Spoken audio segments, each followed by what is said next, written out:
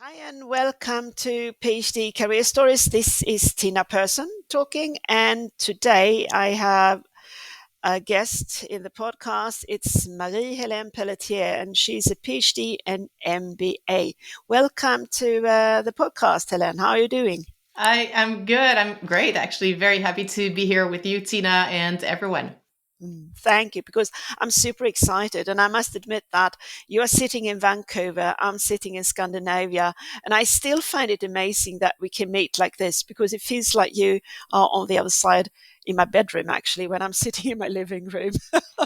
I agree. I love it. Absolutely love that chance, how easy it is. And I agree. It feels like we're in the same room. Yeah, we are. And we are not only that, we are actually sharing a lot. We have a lot in common because you are a psychologist, but you also work as a career coach, and I work as a career coach. So we're going to discuss a lot of interesting topic and cases that we jump into when we're having our clients here. But Yes. first, a short introduction of you, Marie-Hélène, because you have done so much. You have such an amazing background. So it will be very short. For anyone now listening, are you curious about this fantastic and amazing woman? Just read, you can find everything about her on her LinkedIn page and web page that you can find in the description and abstract here. But very shortly, Marie-Hélène, she is an international keynote speaker. She's an author of the book, The Resilience Plan. She is a mental health expert and psychologist. You are from Vancouver, British Columbia, and you have an education from British Columbia, University of British Columbia. Is that correct? That's correct. Originally from Quebec City, actually. Two of my degrees are from there. And then the two others are from here on the West Coast in Vancouver, where I live Okay. now. Yes. Where you live now. Thank you for correction. Thank Yeah. you. So we share something. We both love to help people. We love to help people to move on in the career and life and to thrive. And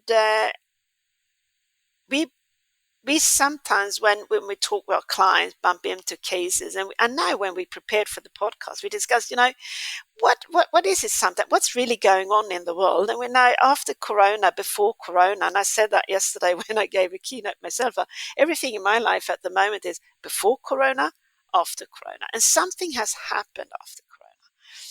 And what I have experienced a little bit more and more, and you have written that in the resilience plan, but sometimes when I have my clients, it is that they have read all the book. They have read your fantastic book.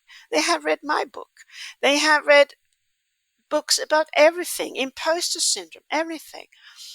And they have answers of all the questions. But then that's it. I, I know, I would love to hear you. What is really going on with these people here now? What have happened? They are scientists, they are experts, they know how to read the books, they read all the blogs and etc. I like to take that first case and hear your thoughts about it. Yes. Yes. I know.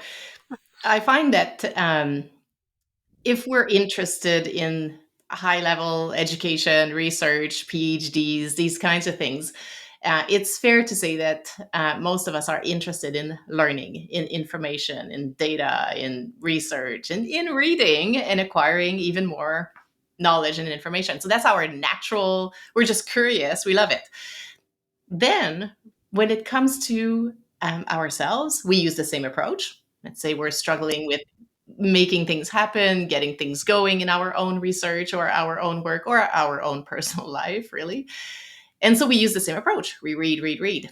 And it gets to a point where often I've seen this in my work, and for myself, actually, I've done this too, that it becomes almost avoidance. So we're reading and we're not actually taking action. So some changes may be happening in our thinking and how we're feeling, but it's not translating in what we do or don't do or change or experiment with here. And that's why we stay stuck. We're just not moving into the action phase of it. So I've had clients a number of times that have said, okay, MH, you've got this combined background. I've told you everything about my situation. What's the next book I should read? And then I say, well, your homework is to not read a book, actually. So, whatever book you're reading, the time you would have taken to read this book, let's figure out instead what action you're going to take. And then that may differ from person to person. Often they actually know what that action should be. And if they don't, we discuss it together. But there is a point where no. In this case, no more reading. It's similar in some ways, Tina, to what many of us have experienced when, in my case, that's many years ago, I was doing my PhD. And at some point, my supervisor said, stop getting more articles, stop reading more. I want to see something written by next week. Go. And I was like, ah, you know, Yeah, I know that feeling. Oh no, no, no, yes. no. But then we do it. Many of us have gone through this. We do it, and then yeah, we see that it moved us. Was it perfect? Was it everything we needed to do? Far from it. Like far from it. But it is what we needed to do, and it's similar here sometimes. Yeah, it's a sort of procrastination that I can hear. And it's a little bit similar that when you have clients and they get stuck with the resume and CV, they are correcting and correcting the resume, writing it better and better, but never using it. And if they use it, it's one time and then they had a reaction. No, no, it wasn't good enough. So I go back and write an even better resume. It's sort of a procrastination process. But if, we have our followers and that could be many of them that are sitting thinking, okay, that was maybe me. I'm actually reading a lot. And now she's telling me not to read. But do you have some simple self tips that you can tell us how they could start if they don't have a coach, for example? Yes. Well, um, if they're doing this, so we're assuming they want to move forward with whatever their goal is, let's say, right?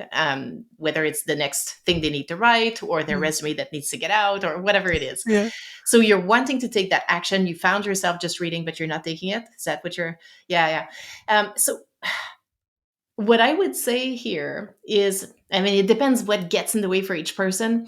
Sometimes it's just this taking that first very small step. So, my suggestion here, one suggestion, um, maybe to identify the one next action. So, not the next overall thing that needs to happen, like sending my resume to at least 10 um, universities or Mm. whatever organizations.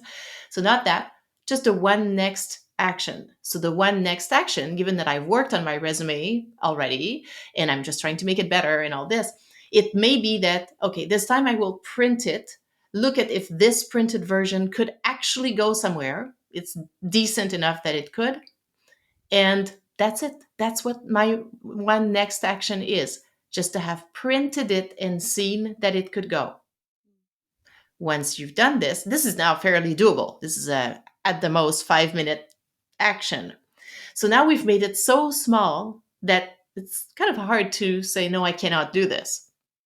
It's very small. But now that you've likely done it, then you've changed your pattern. You've now moved into action. So you can plan the one next action after that. And now you're on a different path, which may be to send it to one organization, the one that you're least interested in, the one that's Yeah, least that's a good tip. consequential, Yeah, yeah. right? So we make it as easy as possible. And if that feels too big, fine, send it to one of your colleagues just to test the fact of sending it and how they receive it. They know you already, they're harmless, Yeah. but you're doing something. Because we know that when we're implementing, the technical term here is active coping. So now we're active as opposed to passively just playing with things here. So we're being active. It increases our sense of self efficacy, the belief that we can influence this. And then that changes how our approach to this task, to other tasks, to future tasks, and puts us on a different path forward. Mm. So what I can hear is that you like them to break it down to small steps. And I like the tips that you said, okay, you have a list of companies and, start to apply for jobs you're not interested in. So you start training this pattern of applying maybe. Yes, I'm not interested anyway. So if you are invited for an interview, you don't have to take it seriously. It is like just training yourself into a new behavior. Is that sort of what I hear you're explaining? it's training. Yeah. And also, it depends for each person what gets in the way. But for some, there is a bit of anxiety there. And doing it this way also functions as exposure. Right? So, yes, you're training and getting used to it. You're also exposing yourself to a low level stress, right? And then you can build from it such that you'll be less and less anxious, even as you apply to more significant or interesting places where you'd like to contribute. Mhm. Yeah, because I like to dig into the other case here, which is very closely related. That is clients that have all the answers already. You know, they know everything. They can answer all questions.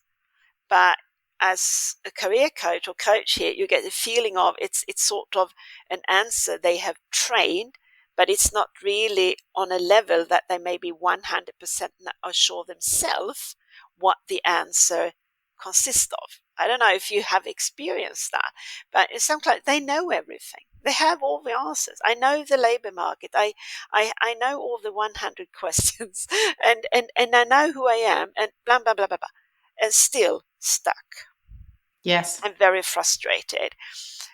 What would you say? Is that also procrastination or is that something else connected to something else deeper? It again varies. Often you have a, Yeah. ask a question to a psychologist, well, Yeah. tend to, or a coach, well, because we can all think of so many different scenarios of something that sounds like this, right? But also, I say this because yes, I provide some ideas, and some of them may fit with someone, and it may not fit for someone else.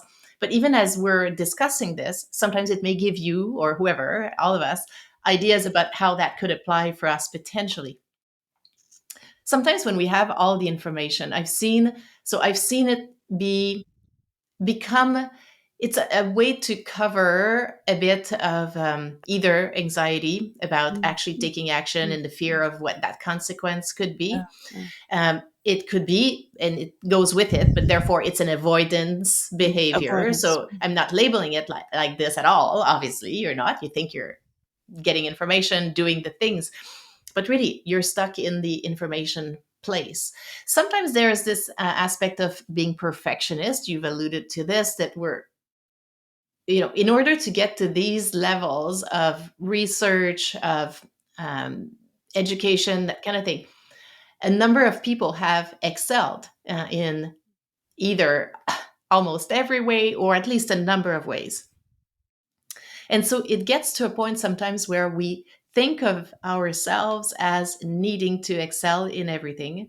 Sometimes people around us have added their perspective on this, so they think we excel in everything. We so don't, but they somehow think this, and then it becomes this position that we find ourselves in, feeling like we need to correspond to that identity that people see in us, that we've built in ourselves.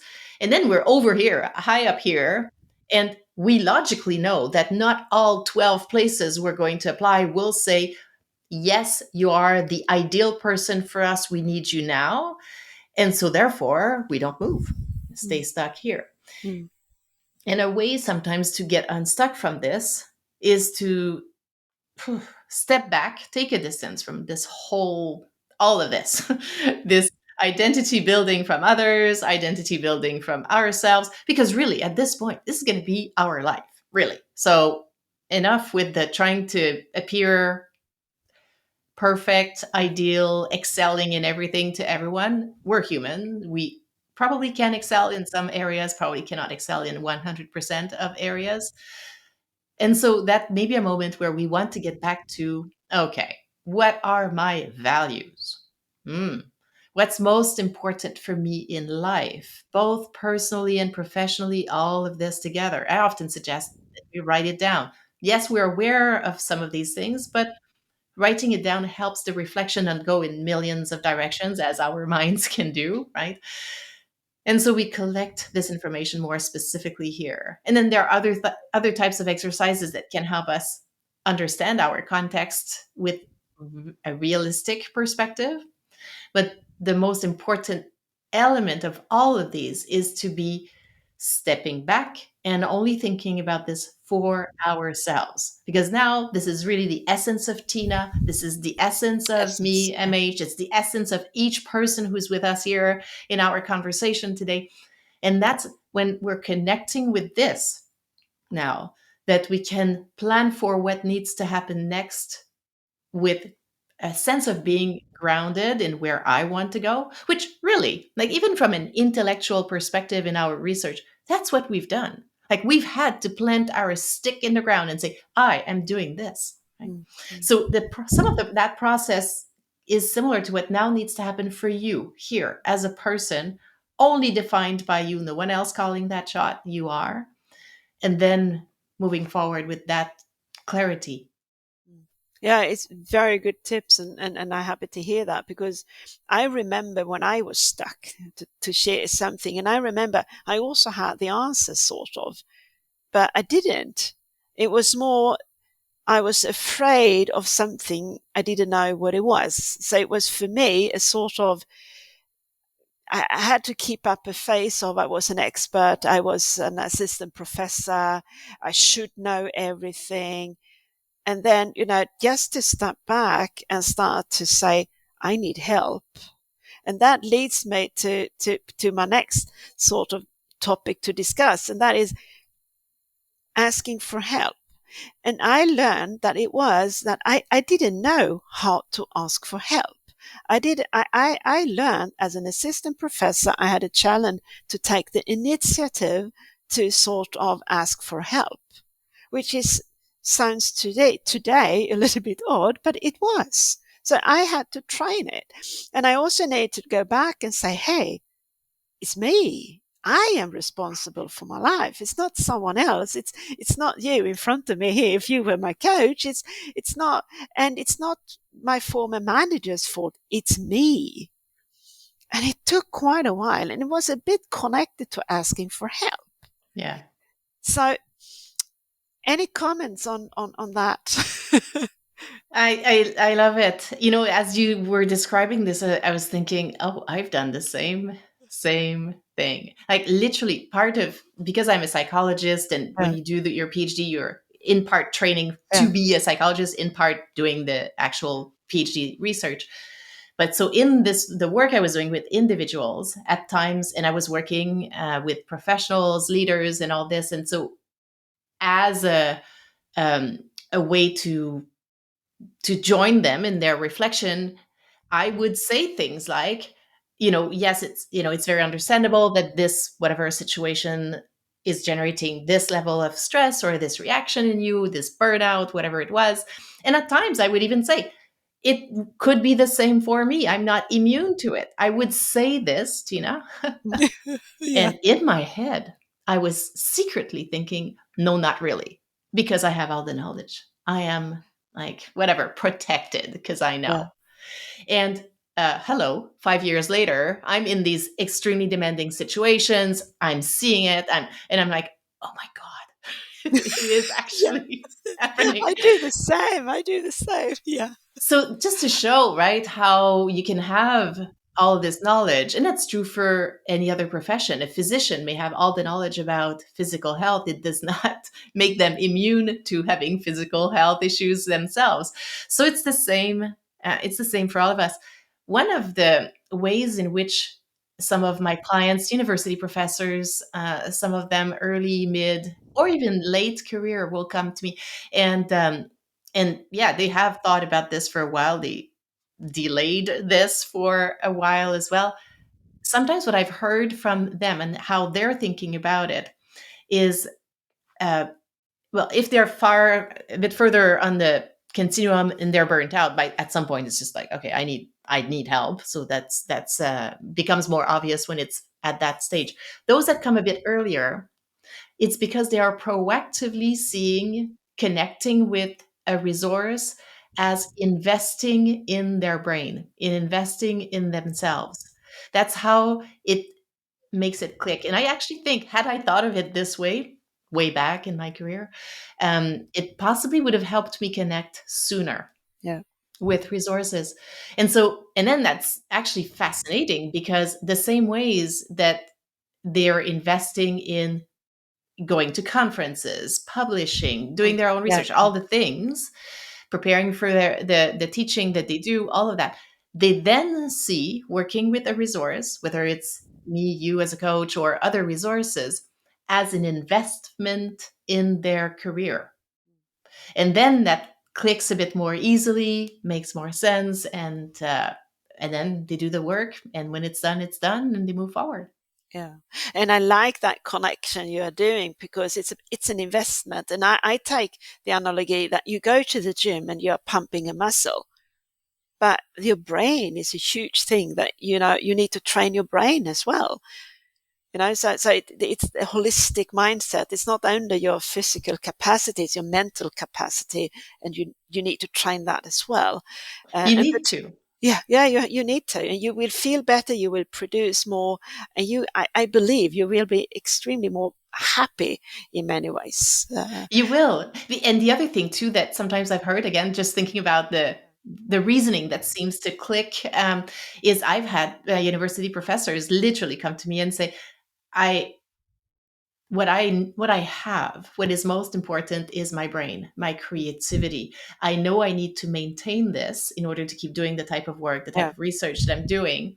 And I also know that for the past few decades, as it is the case for any brain, its functions are harder over time. yeah, Yeah?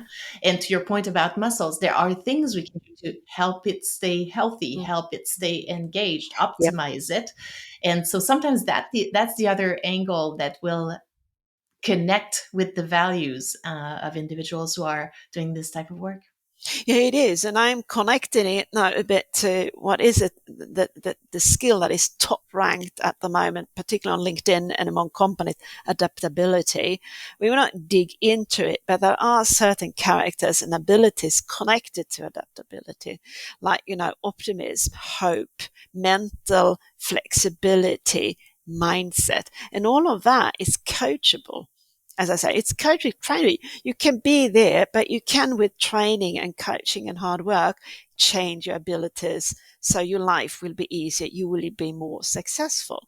And I believe in the future, and we're coming into the next sort of case, but it's a bit connected to that because many academic people, it's global careers. They could come to Canada, United States, or Europe, and they say, okay, I'm going to do a PhD. And then they start to do the PhD, and then they fell in love, and that person is from another country. And then, one person maybe from France and the other one from America. And then sooner or later they need to, we can do a postdoc again. And then suddenly, oh, we need a life fee. Okay, I need a visa. Life becomes complicated. And this is an experience I have. It's not easy to navigate in this sort of really globalization, and where you have a partner from one country and you are living in many countries involved.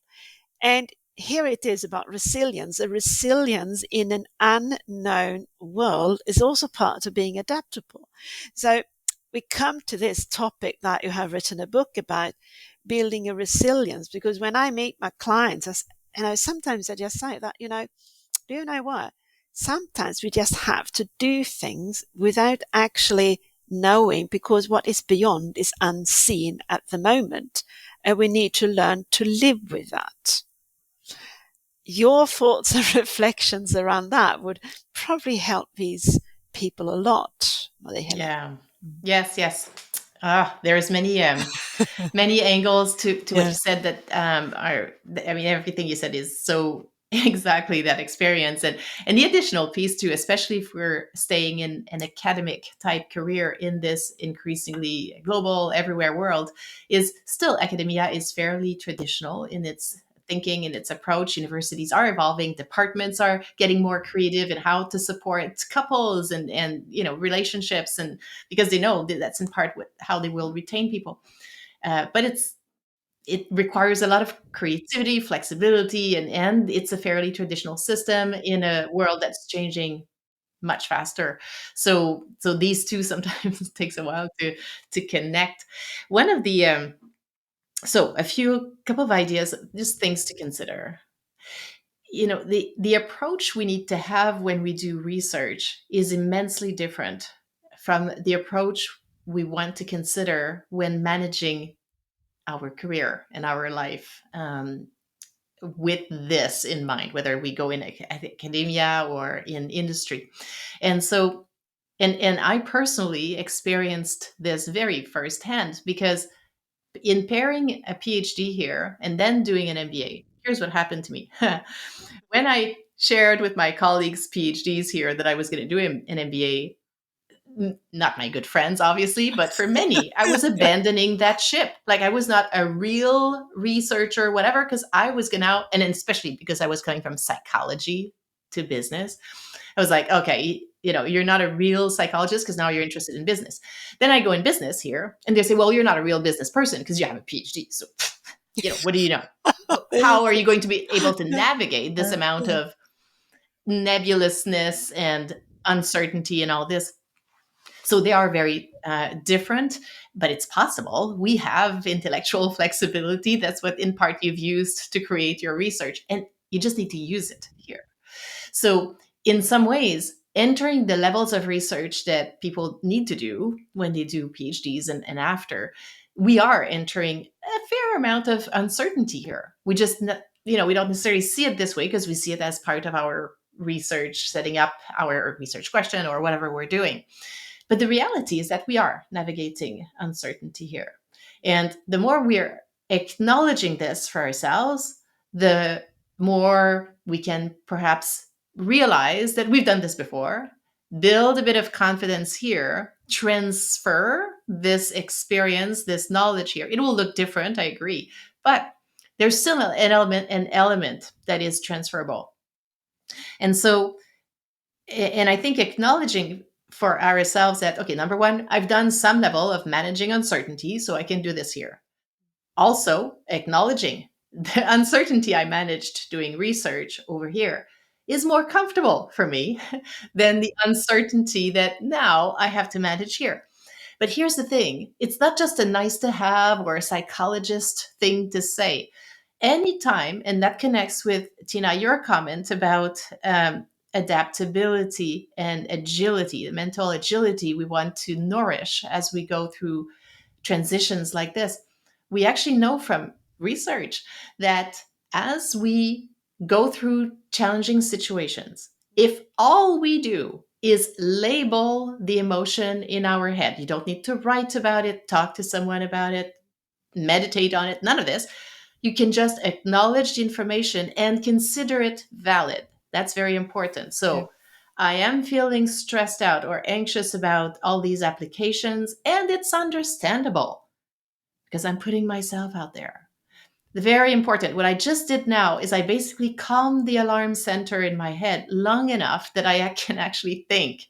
Otherwise, if I'm feeling the stress and I'm telling myself, but I shouldn't because I'm so good, so competent, so strong, everyone tells me I can do anything, whatever, then the alarm system will still be on. Yeah. So it's the recognition of the emotion and the acknowledging it as valid. And the term here is self-compassion. This is what self-compassion is. It helps the brain. It allows us to be more adaptable as we navigate this. So it's a simple, if you're looking for one next action to consider doing, just label your emotion, consider it as valid. That in itself will help your brain. There's many other things, but that's you put it in sort of boxes. And now when you say that, you say, I'm sitting here thinking, oh God, I remember what I did. And, when I was in this phase where I was like you, I was assistant professor and I was not very unhappy. And I started to work as a recruiter. I left from this academic to recruiter. And, the people in academia, they were just shaking their heads. What are you doing with your life? So I was misunderstood on both sides. I was a crazy academic there, and there I was also crazy. And what I learned was when I then was running into all these challenges, I need to sleep, I need to eat. So I boxed my life and labeled my thoughts exactly. So when I went to bed, I took my box and said, now I've done that. And now my feeling is, but I'm going to sleep because tomorrow is a new day. it's no point for me to worry overnight because I can't do anything anyway. No one is away. So by doing that and making that statement when I went to bed, I fell asleep because Mm, my brain sleep. That very was nice. the label. Is that what you mean? Because that is what I did actually. And it sounds like it worked for you. That's wonderful. Yes, it is in part allowing the, because when you're acknowledging the experience Yeah, that yeah. you're having, it does put it to rest in some ways. Mm, Now, for you, it worked out amazingly. Don't we wish that we could all do this that quickly before and then poof, go to sleep? Sometimes it works, sometimes it's harder. And for a lot of people, it can be a bit harder. So but the process is still a very helpful one. So sometimes the recommendation I have is do this, the acknowledgement of how you're mm, feeling and everything, as early as you can. Not if you, I mean, for you it worked, so that's not a problem. But I would say just before dinner. So you're not so create a bit of buffer between this moment and the moment where you sleep, so that, because then you've done the thinking, you've allowed things to calm down ideally, and then you have a buffer during which you can allow the brain to relax into something else, whatever you enjoy doing, little art, little reading, little watching of easy TV, whatever it is, warm bath, whatever you need to facilitate the sleep, just because for some people it's challenging. But the overall idea of acknowledging so that the brain can now relax is it's a wonderful thing. mm, mm. Yeah, you can train. It Yes. is trainable and you can actually convince yourself that it's no point worrying. It's, and box it in. So I love to hear that way you say it. So listen carefully, take the tips. It is possible. It's very possible. And that we are both sitting here as professionals and we both have been in those situations. So I very well understand this when your brain is boiling and it's like your brain is growing sort of. I don't know if that feeling that I'm panicking and everything is just chaos. I do remember that. It's awful actually. Mm. It's yeah, it's very very taxing. There is Mm. another book that and it's not going to be a book as in read one more book, but Yes, yes. wait a second. There is it's a workbook, and so some of the people who are listening with us here today may know of it already, but it's called Mind Over Mood. And Mind Over Mood is a world bestseller. The two authors are Greenberger and Podesky. If you don't remember, you can always send me a note on LinkedIn or whatever. But it is a workbook that incorporates useful information from research we have on cognitive behavior therapy, so how to manage our brain. But it has probably more than two-thirds of the book are exercises. And again, I'm going to say just reading the book's not going to change things. You want to write in the book or write on a sheet separate from the book. Shred the sheet after. If you don't want ever anyone to ever see it, that's fine. But do the exercise, because sometimes we there in these exercises, I'm mentioning it because all of us at times will have moments where the brain is spinning, Mm, just mm. spinning. Spinning. Mm. Ugh. And sometimes it will spin at night, Yeah. during the Oh night, yeah, yeah, yeah, all yeah. night, whatever. And often what will help is to give space for the brain to spin out all the thoughts in a way that's structured. Some people journal about it and it works for them. That's already something. But if you're liking to have a structure to it, a direction that is based on research and all this, a book like this can help as well. Mm. Yeah, it's a very good tip. And I know I have I remember when I was assistant professor and I had my students and they came in and they were like, oh, I'm so stressed. I'm so stressed. Okay. I always let me, sit down and blah, blah, blah, and then write it down. And then we looked on the paper and we say, it's not that much, oh God, no, I thought it was more, but it was the brain that had, been spinning. So it was just disorganized. So then we said, let's structure and we can put some priorities. So that means if we're looking here this week, we can finish one task maybe. Yeah, I can do that. And then you have a weekend and then you start on Monday again. What about that? Oh, it feels really good. So it is about structuring things, writing down. Could it be so also that we have social media? So we have so much impulses, so it starts to spin because there is so much going on. So we lose focus on what actually is important to finish today. Yes, yes. And it connects a bit with what we were saying earlier. Social media is one. Sometimes there will be just how the culture of the particular department we're in is, how the culture of the particular field we're in is. There will be all kinds of forces, and including social media. And I'll go back to what we were saying earlier. We need to step back, think about, okay, where are my values? Where do I want to contribute? So that you create where your focus will be, where it will not be. It cannot be everywhere because we're human. And with this, then you can create a plan, a direction that is realistic and doable and aligned with your own essence, your own values. Yeah. And that's often what then again calms things down, makes us feel more clear, grounded, whatever word you're using, but you know where you're going, you know you can get there, you're doing this. We're coming to an end to the podcast here, but I have another one here for you. It's not really a case, it's something that came up when you were talking, that maybe we try to plan too much. That could also be part of being an academic. We like to plan, we like to control. So, I'm thinking about this Alice in Wonderland, should I go to the right or to the left? And a little bit that, but if you don't know where you're going, it's okay to choose. It doesn't matter because each road will lead to something. That sort of mindset. Is that something you can elaborate around? Yes, I mean, ideally, so I agree. Number one, yes, we want to move into action. Yeah.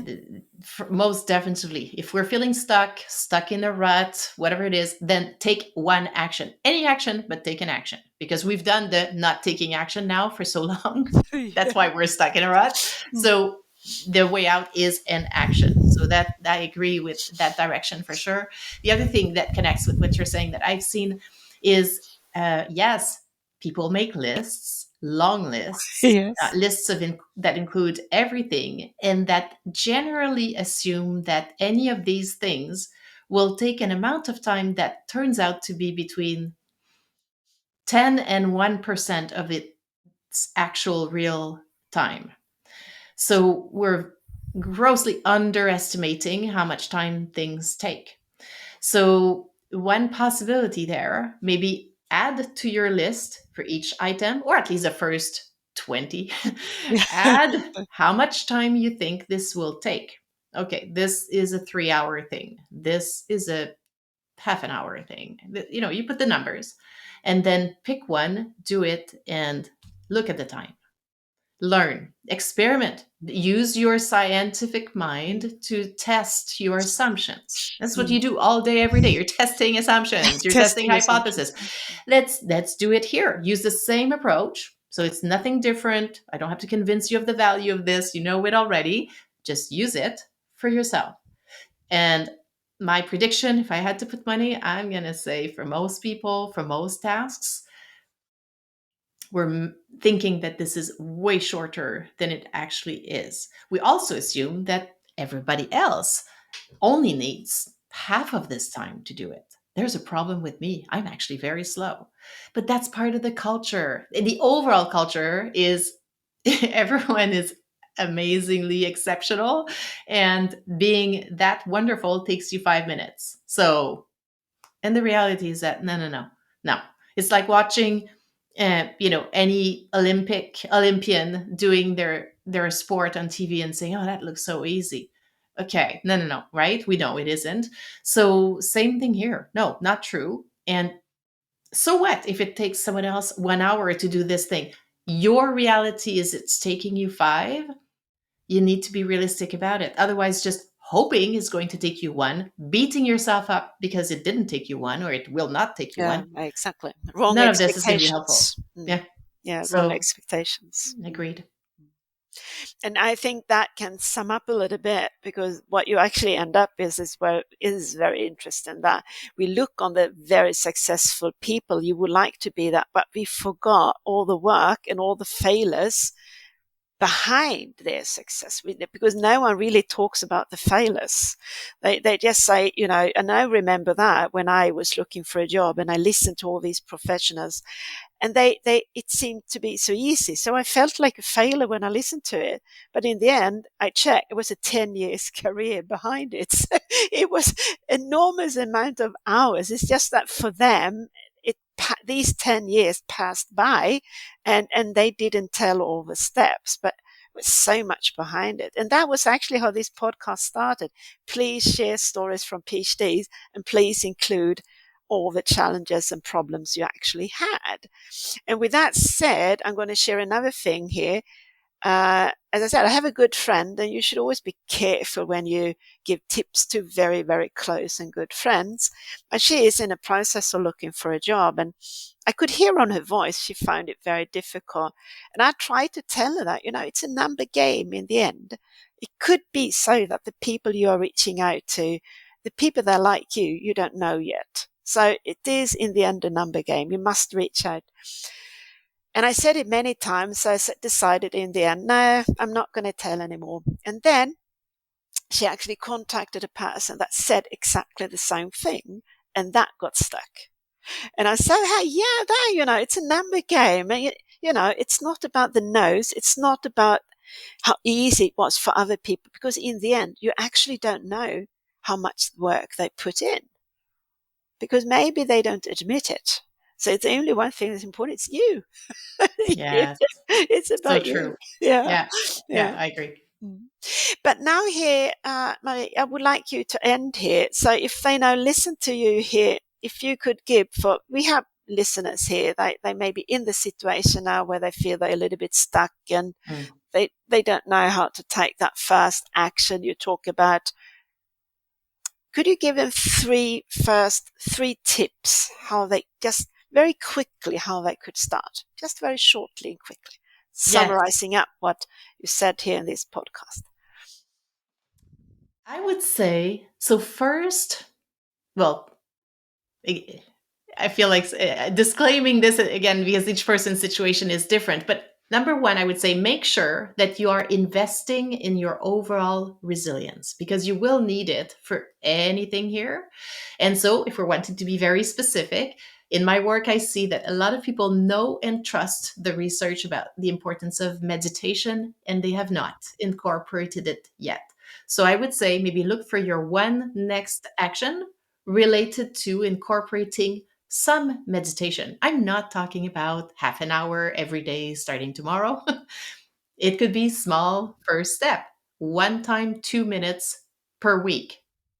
This is a start with anything. So I would say invest in your resilience, possibly consider this. The second thing I would say is be, be even more realistic about your expectations of yourself. See with even more clarity the identity you've developed a bit for yourself, others have put on you. Take it. You still have the credits for the wonderful things you've done. And you need to lead your own next phase. And what will be necessary for you to do this is to have visibility on the reality of your situation, what you're great at, what's easy for you to do, what needs more time and attention, possibly even supports. Get it. So just being very realistic here. And the third thing I would say is make a plan. Actually, make a plan with any, even if it's an easy action, it could be a more fully developed plan, whatever, but try to find something you can be proactive about. And a concrete idea here, maybe, okay, depending on when you're listening to this conversation, when is your next day off? Could you proactively plan for at least half an hour that is to replenish your brain, to be creative in ways that have nothing to do with your work, but just to nourish it? Could you make sure you carve out time for you alone, even if you're going to be with family and Yeah. friends, Yeah. whenever that day is? So these would be the three I would go for. Wonderful. So I wrap them up here. 1, resilience, incorporating meditation. And number 2 is realistic expectations, and the other one is have a plan, so you nurse time of your own, so your brain is actually creative. Is that the 3 ones? Yes, that would Yeah, be the 3 ones for us today. I think it's wonderful tips. So with that said, thank you a lot, Marie-Hélène. It's been a pleasure to have you here on the podcast. Hope to invite you again. And for all of our followers, I say thank you for following us and coming with so many great suggestions for new people, and never hesitate to contact us and reach out to us. We are happy for you. You find more about Marie-Hélène on her LinkedIn page. You can find it in the abstract connected to this podcast, and never hesitate to follow us on Instagram, LinkedIn, and Facebook. So with that said, have a wonderful day. Take care and see you soon.